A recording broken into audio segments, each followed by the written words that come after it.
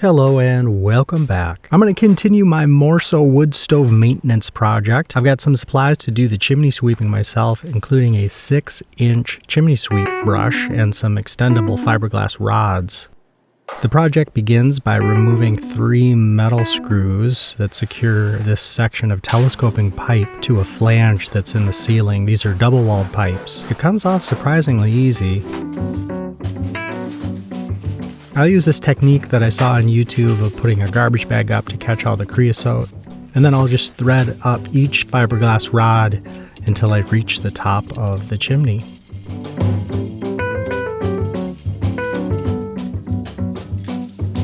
There was surprisingly not that much in there, but it was definitely worth doing. I'll get this lower section. I'll vacuum up this connector area down here. Vacuum up inside of the stove.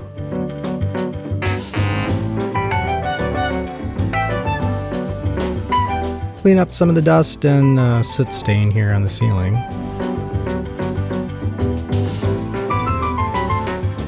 And I think that did a pretty good job.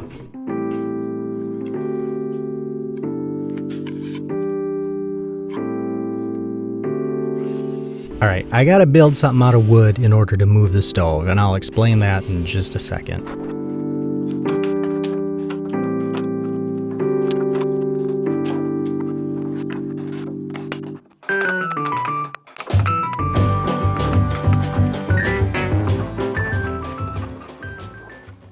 Alright, let me show you what we're looking at here. I don't know if you can see it in this view, or in this area.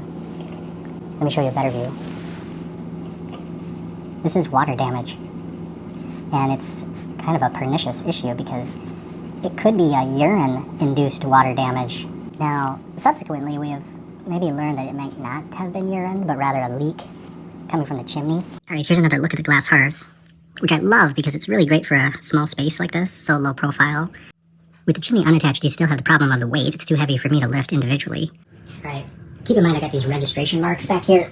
These are 1.5 ton screw jacks for a car.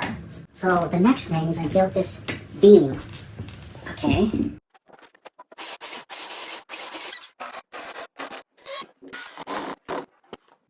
And the beam has a recess so that it cradles the bottom of the stove. And then there's this blocking to help receive and contain the lifting point. This gets underneath here. Okay. Okay, this is the moment of truth. Will this work? Will it be a disaster?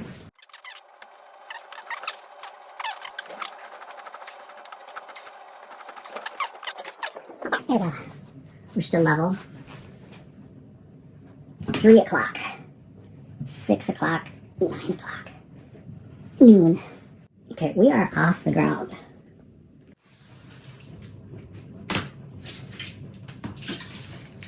You don't want to shatter this.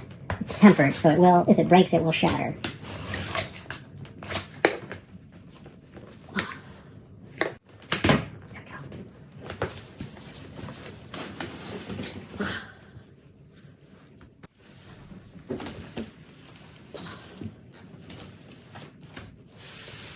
Okay.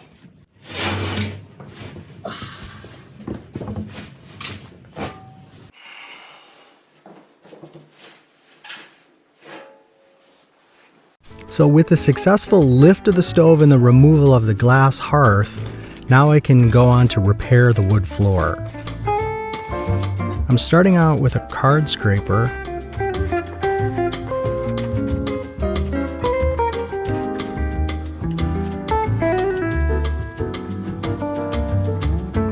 Lowering the stove back down onto the ground and cleaning the hearth, both sides. Start out with just kind of a dish soap and vinegar solution. Then I'll finish it off with this invisible glass cleaner.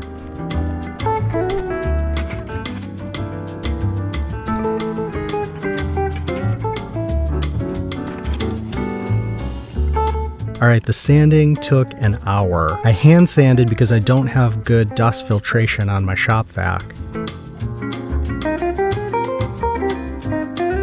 I started with an 80 grit pad and then moved up to a 150. Wipe it down with some mineral spirits, and then I used a satin polyurethane. 3 coats, sanding between each coat. And what I'm really going for here is a repair of the finish from the water or urine.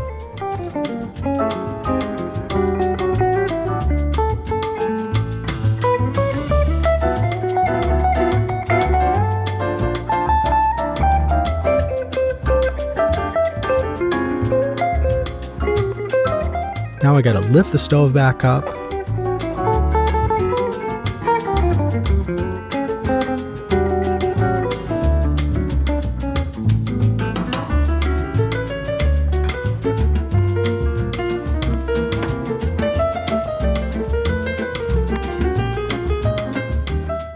Reinsert the glass hearth on those registration marks. Wipe it down.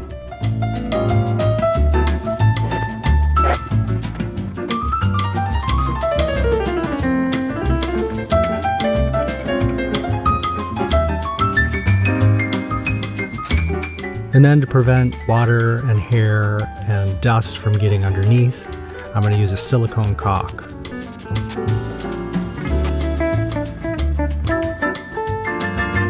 It's kind of an art to laying down caulk, and I'm not the best at it, but it'll get the job done. Now I did discover some water, so I'm sorry to have blamed my little puppy. I think I'm going to need to go up on the roof and re-caulk around the flange that sits on top of the roof. That's another project. Pulling off my tape here, and I think that's a success.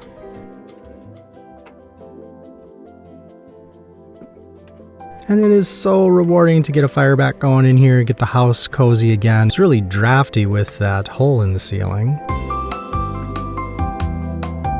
And the dogs are loving the cozy time.